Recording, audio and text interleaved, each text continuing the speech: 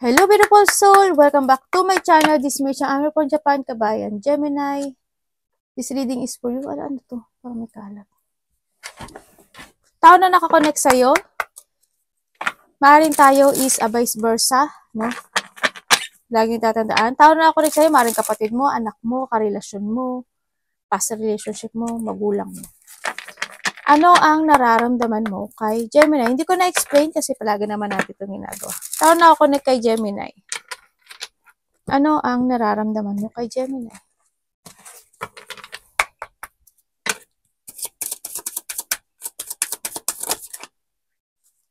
Tao na nakakonect kay Gemini. Ano ang nararamdaman mo kay Gemini?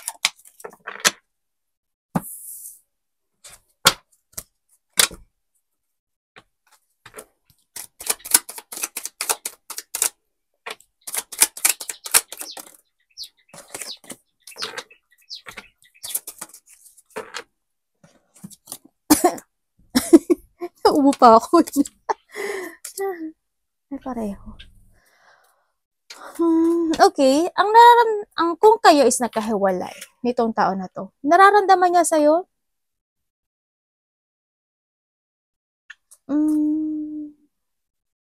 Nararamdaman niya sa'yo. Sabi niya dito, feeling niya, may iba ka na. Yun ang sabi niya dito. Kasi hindi niya, nararamdaman siya, napaka-ano mo. Alam mo yung napaka-attractive mong tao. Ganyan. Nandun pa rin yung attraction, kahit papano, pero nararamdaman niya siya, parang siguro itong hindi yung emotion no? Hindi yung emotional feelings na. Siguro si Gemini may iba na, ganun. Hindi yung pagtitinking pa rin niya sa'yo, o pag-iilusyon, no? Sa nakita ko dito. Sa magkakahiwalay, hindi yung sitwasyon na nagkakaroon pa rin siya ng attraction dito, kahit na nagkaroon ng pag-alis dito sa sitwasyon na to. Ang nakikita ko sa kanya, iniisip ka pa rin niya. Naiisip ka pa rin niya. Nagkakaroon pa rin siya ng illusioning dito sa situation na to, at gusto niya pa rin, maaaring iba dito is gusto niya pa rin na magkaroon ng yung beginning dito sa relasyon. Hindi yung pagbalik, no, sa nakita ko to. Pero hindi ko nakikita yung action niya. Nagkakaroon kasi siya ngayon ng progressing, or nagkakaroon siya ng pag-a-analyze ng mga situation in the past. Kasi dito siya sa tupat sa nakikita ko dito. Kung titingnan ko siya dito, katabi siya ni The Wall, ibig sabihin, thinking of a tupat. Either iiwanan ka na totally niya, or hindi pa. Nahahang kasi siya sa nakaraan. Kung kayo is magkasama nitong tao na to, hindi niya nga rin alam kung pa-action siya sa'yo eh. Pero naisip ka niya. No? Kung kayo is magkasama nitong tao na to, maari itong tao na to, nagkakaroon ka ng doubt sa kanya. No? Maaring iniisip mo na itong tao na to is sinungaling, may mga paglalay, or ano yung sitwasyon na pagiging babaero o lalakero nitong tao na to. No? Sa nakita ko dito, maaring iniisip mo sa kanya na meron siyang iba.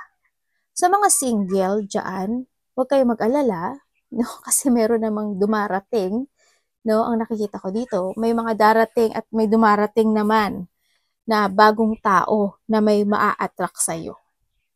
Yun nga lang, may bago at may luma. Mag-isip ka na lang kung sino sa kanila ang gusto mo dito. Kasi ano ka naman very attractive person ka. Kumbaga, kahit na wala tong luma na to, may darating at darating sa iyo.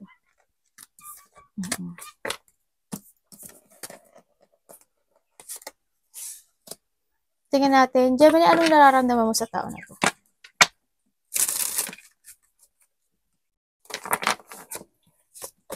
Gemini, ano ang nararamdaman mo sa tao na to? Maaring tayo is a vice versa, ha? Ano ang nararamdaman ni Gemini sa tao na to? Dalawa talaga? Pinahihirapan mo ko, okay.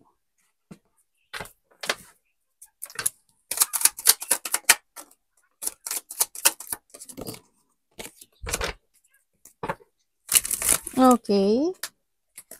Okay, nararamdaman mo sa kanya? Andun pa rin naman yung manifestation, no? Andun pa rin yung want to talk dito sa tao ito, or maaari nagkakaroon naman kayo na pag-uusap, madalang nga lang, pero andun pa rin yung pagpapahalaga Kumbaga nandun pa rin yung nahahata ka pa rin ng relationship na to. Nararamdaman mo sa kanya, yes, mahalaga pa rin siya sa'yo, gusto mo pa rin siya makausap, and you still manifesting.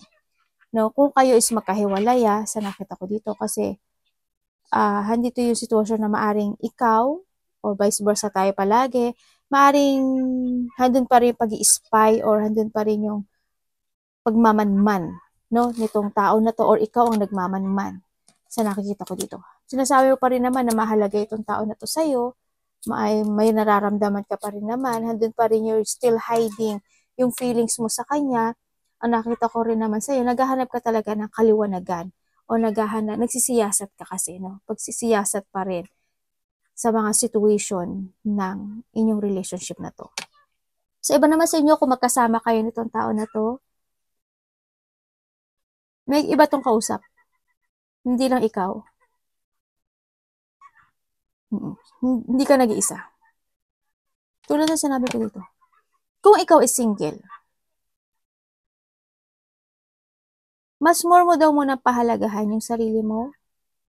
Siguro iba sa inyo, may mga makakausap na kayo by the internet or may mga nakakausap na kayo nakasaman sa trabaho or sa paligid nyo. Ang nakita ko sa'yo, pero ang sinasabi to, mas more ka daw munang mag-focus sa sarili mo, love yourself, to develop, and mag-escape ka muna sa mga situation na hindi naman gan mag-work. It's time muna na magkaroon ka muna ng recovery this time sa nakikita ko dito. Sa mga single Pero nasa sa'yo pa rin.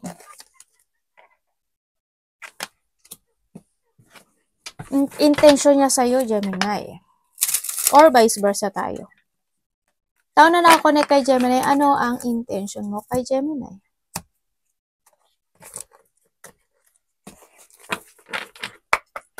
Anong intention mo kay Gemini? Uy.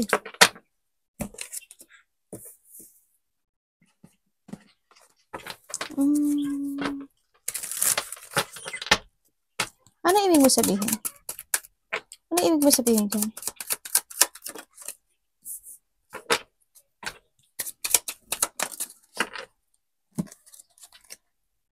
Oh, okay. Okay, ang intention niya sa'yo, ang nakikita ko sa kanya, kahit na kayo, kung nagkahiwalay kayo kahit na kayo is nagkahiwalay nitong tao na to, andun yung situation na nai-stagnant tong tao na to kasi naguguluhan siya. Still progressing pa rin or nag-still recovery pa rin siya. O handun pa rin yung sitwasyon na nagsisiyasat pa rin siya na bakit ganyan? Bakit nangyari yun? Bakit ganyan? Bakit ganito? Anong dapat? Mga ganun. Ang dami niyang gustong gawin na actionan. Ang dami niyang iniisip. Mumaga. Kaya ang intention niya sa'yo is this person is more stagnant. Nagkakaroon naman siya ng awakening, pero ang nakita ko sa kanya is nagpaka-strong siya. Kumbaga, hindi siya kumikilos, no? Hindi siya kikilos na siya yung mag-move, hindi ko nakikita. Pero nagkakaroon siya ng progressing dun sa bagay na yun. Sa inyong dalawa. Or maaari ikaw ito, Gemini, nagkakaroon kasi siya ngayon ng option. Either ilalet ko ka na talaga niya or hindi. Yun ang intention niya sa'yo. Is, as in, sa kanya kasi there's no closure. Ang nakita ko dito. Walang action Kung ano yung intention niya, hindi ko na masabing namimiss ka niya kasi ang sabi niya dito, nagkaroon ng mga broken promises, broken friendship, broken mga sad memories. Yun ang nakita ko sa kanya. And then, nagkakaroon siya ng progressing doon. Yun yung naiisip niya. No, naiisip niya yung mga bagay na yun. Siyempre, andun yung point na daydream ka niya, iniisip ka niya every night, ganyan. Kaso, handun siguro yung pag-i-evaluate. Nagkakaroon siya ng evaluating doon sa nangyari sa inyo sa nakaraan. Kung kayo is magkasama nitong tao na to, sa nakita ko, maaring itong tao na to sometimes want to be alone sa nakikita ko dito, or ikaw vice versa. Hindi yung ang dami niya ring iniisip, ang dami niyang gustong i-progress o ang dami niyang gustong i-analyze in this relationship kasi maaring hindi yun talaga yung situation na nagkakaroon ng hindi magandang situation din, ganyan. Siguro may mga promises din na hindi natutupad, ganyan. Nagkakaroon din ng mga hindi magandang pangyayari in this relationship. Kung kayo naman, single, you need mo muna daw na, you need to live in the past, sinasabi dito. Kailangan mo muna na mag-let go. At if there's a option coming sa buhay mo, wag ka daw munang magmadali. You need to be patient and take slow. Take slow no? Mag-take slow and this time daw is kailangan mo daw magkaroon ng pagpapasya or kailangan mong magkaroon ng kumbaga yung mga mali siguro na nangyari in the past, if ever na meron naman, itama na rin. Kumbaga magpakatatag ka. You know, sinasabi to kasi you need to focus more to invest muna sa sarili mo.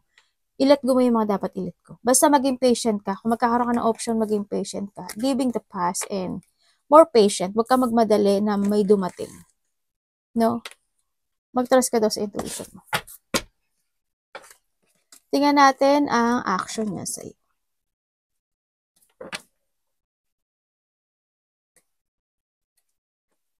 Anong action mo? Kay Gemini.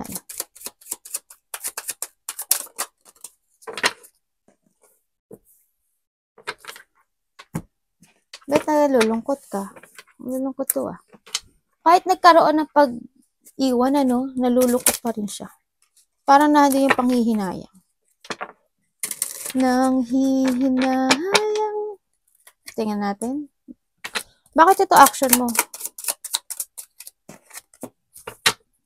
Ano yan?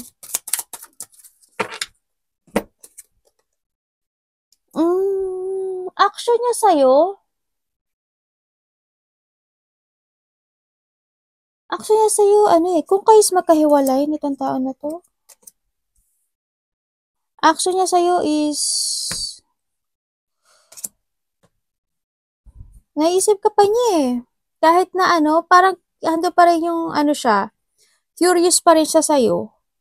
Hindi ko nakikita yung stable niya na nagkaroon ng pag-let go or nagkaroon man ng mga something failure in this relationship. Nakikita ko sa kanya, kahit nagkakaroon siya ng new horizon o pagbabago in life niya, sa buhay niya, nagpasya siya talaga na mag-let go o mag-iwan.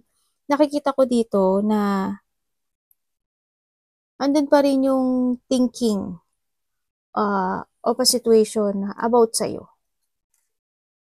So, nakita ko dito, nai-stagnant pa rin tong tao na to. Nai-stagnant pa rin siya. Hindi ko pa nakikita totally kasi naalala ka pa niya dito. Naalala ka pa niya. You know. Nandun pa rin yung pagde-daydream, fantasizing, ganyan. So, nakikita ko dito. Yun. Kung kayo is magkasama nitong tao na to,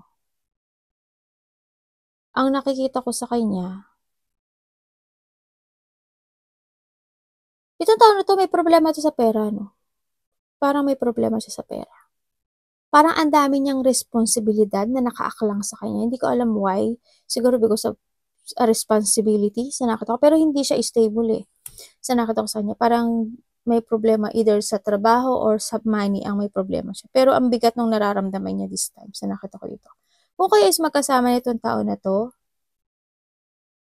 ang nakikita ko sa kanya, siya, hindi siya pwedeng pagkatiwalaan o hindi siya maasahan kasi parang ayaw niya ng ganong challenge na mabigat sa nakikita ko dito. Madali siguro siya madismaya or madali siyang ayaw niya kasi mag-isip na ng mga negative or nabibigatan sa problema. Yun ang gusto niya. Gusto niya lang tahimik na relationship or minsan siguro tumatahimik na lang din siya, ganyan. Ang nakita ko sa kanya. Kumbaga, kung nagkakaroon siya ng mga disappointment sa'yo, siguro hindi siya sitwasyon na tahimik na lang siya. Hindi niya nasasabi sa'yo yung gusto niya sabihin. Parang kikim-kimin niya lang niya yun. Yung part na yun. Kung ikaw ay single, trust more to your intuition, sinasabi dito. Kung magkakaroon o may mga tao o may tao na makakabanding mo, mag-trust ka lang sa intuition mo kasi i-guide ka niya And you need to see the fact before kang mag-action o mag-desisyon as ibigay ang iyong oo, no? Kasi hindi ko nakikita na magiging good siya sa'yo. Dito. Hindi talaga. Sorry baka hindi niya naman to energy. Diba? Sabi nga nila, try and try until you succeed.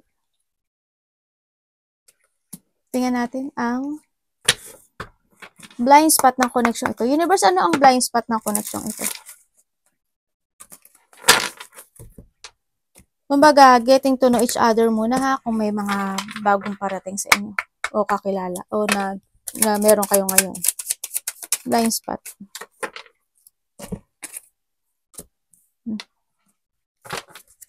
Para ikaw ito or siya.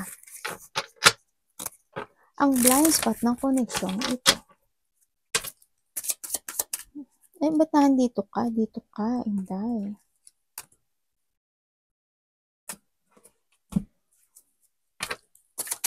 Ano yun? Ano ibig mo sabihin?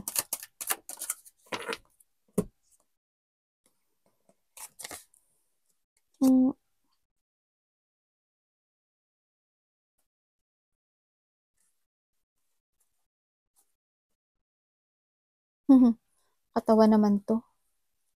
Alam mo itong tao na to, kahit nasabihin mo, standing strong siya, no? Hindi yung focus naman siya sa mga ginagawa niya, sa nakikita ko dito, pero naiisip ka niya.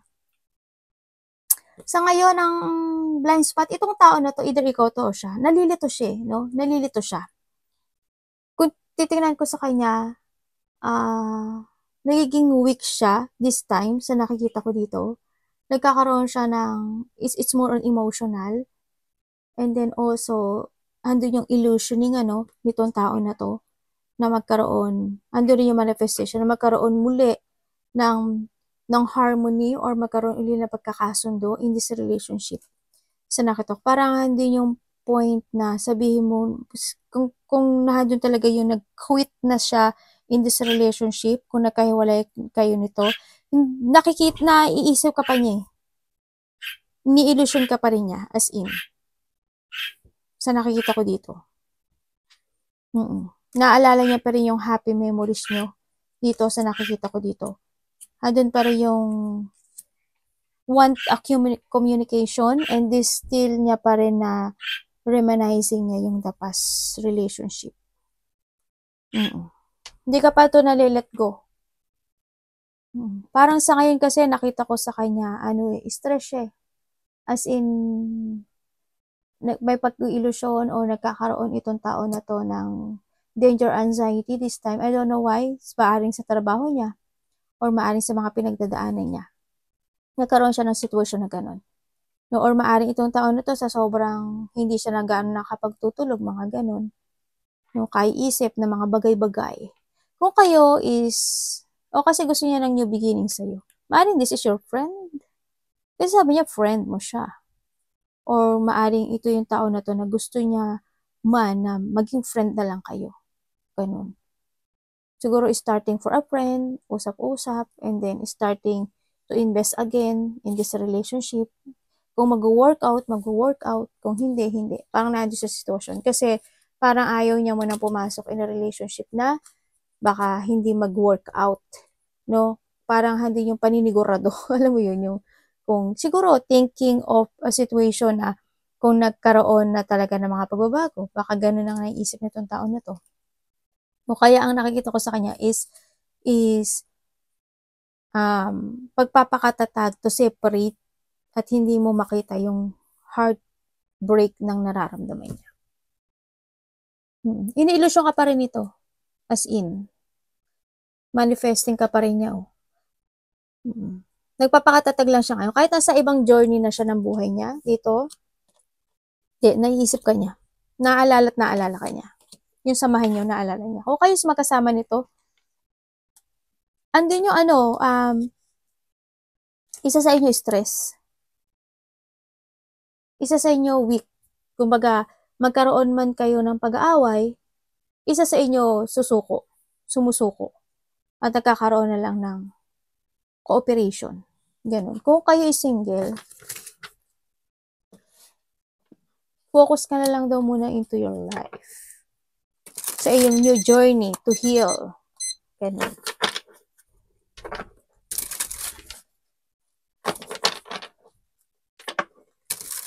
Kasi itong taon na to, yung mga naghihiwalay na, nadidrain siya. Hindi ko alam, there's a drain situation, nababurnout siya in a relationship or sa mga meron siyang, or maaaring ikaw to ha, Gemini.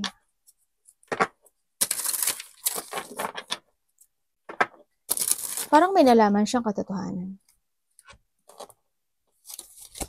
Tingnan natin ang outcome ng connection ito. Devil,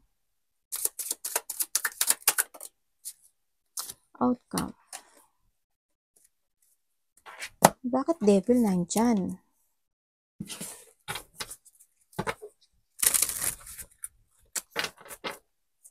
Universe, bakit po? Outcome ng connection ito? Tingnan natin. Devil again? Tingnan mo, dalawa yung devil mo. Yung galalay. Ano ba yan?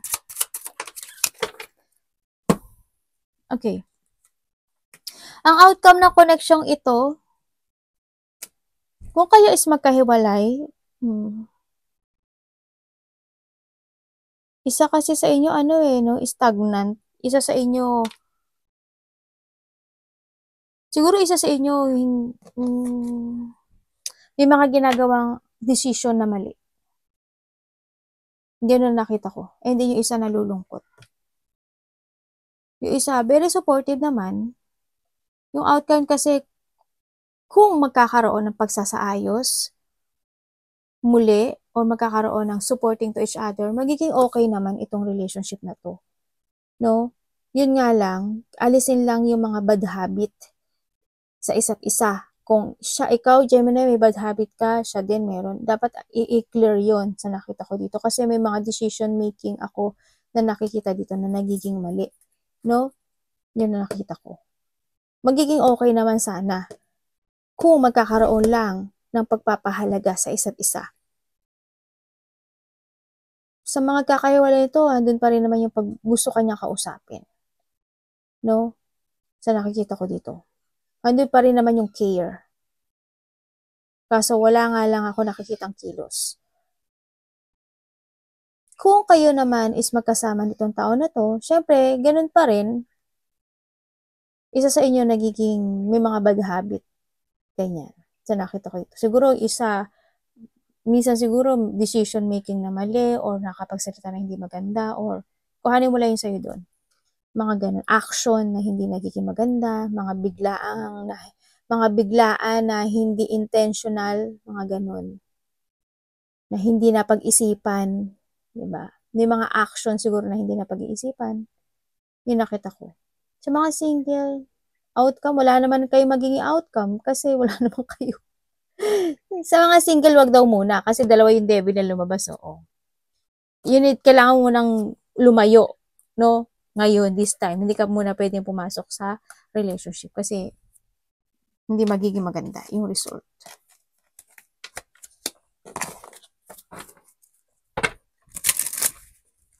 Tingnan natin ang advice niyo po, Universe kay Gemini. Anong advice niyo po kay Gemini?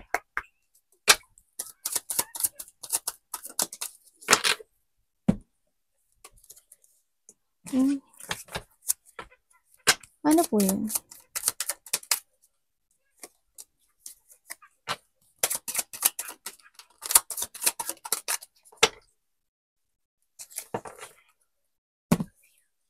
Oh, you're the fool. Ay, hinihintay ka? Hinihintay ka ata.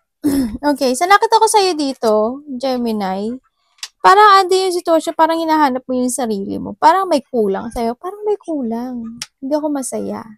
May mga point na nagkakaroon ka ng disappointment, ganyan. Nagkakaroon naman ng resetting or you want to reset yourself. No, andito yung sitwasyon, pero may hinihintay ka. May mga bagay o sitwasyon ako na nakita ni still now hindi mo pa yun accept. Nagkakaroon ka ng mga questioning sa sarili mo or andun yung feeling stuck sa mga sitwasyon or siguro iba sa inyo naboboard lang kayo sa buhay or may mga dissatisfaction ako na nakita sa'yo. Ang advice sa'yo, sa nakikita ko sa'yo dito, love yourself mo muna, no? Love yourself, alisin mo yung mga sitwasyon o ikat mo na yung mga sitwasyon na hindi nakakagood sa'yo. If you have a bad habit, alisin mo yon, no? And siyempre, try to make it balance, yung mga iniinom mo, kinakain mo, yung pera mo, sinasabi rin dito. At sinasabi rin dito is, kailangan mo rin na may mga bagay o sitwasyon na kailangan mong umalis, i-let go, mag-move, i-withdraw, o you need to walk away o mag-escape sa isang sitwasyon na hindi ka nagiging masaya. Kumbaga, ang sinasabi dito is try mong baguhin yung mga pananaw mo sa kinabukasan. Tanungin mo kung ano yung mga balak mo ngayon this time, kung ano yung mga gusto mong ma-achieve, kung ano yung mga gusto mong ma-fulfill, ganyan. Kung kailangan magsulat ka ng mga listing, mas gawin mo yon. Mas mahalin mo this time ang sarili mo, ang sinasabi dito. And yun, balansehin mo yung lahat ng aspeto ng buhay this time. Balancing. Make a new horizon. Tandaan mo, the choices is always available sa'yo. Yung nagpapadoktor. Nagpapadoktor ka ba or malapit sa'yo? Parang may nagpapadoktor. Or na-confine or paralyzed or check up ka niya.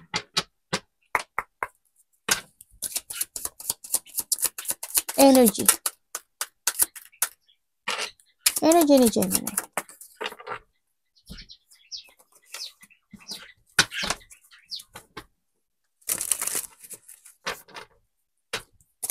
Bakit ganito ang energy mo?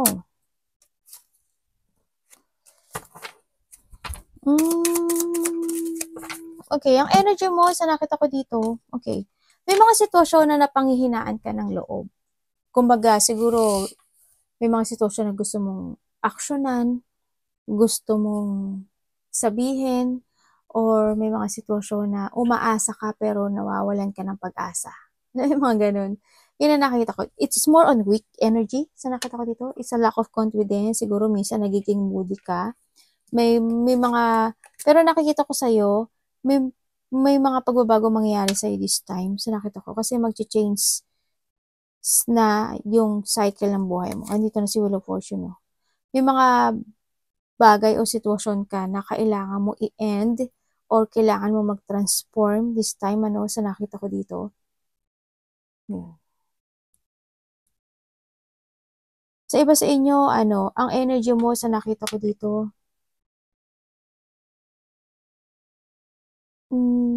selosa ba kayo? Selosa, may seloso ako nakita dito. Or may tao dito na magsusungit sa'yo.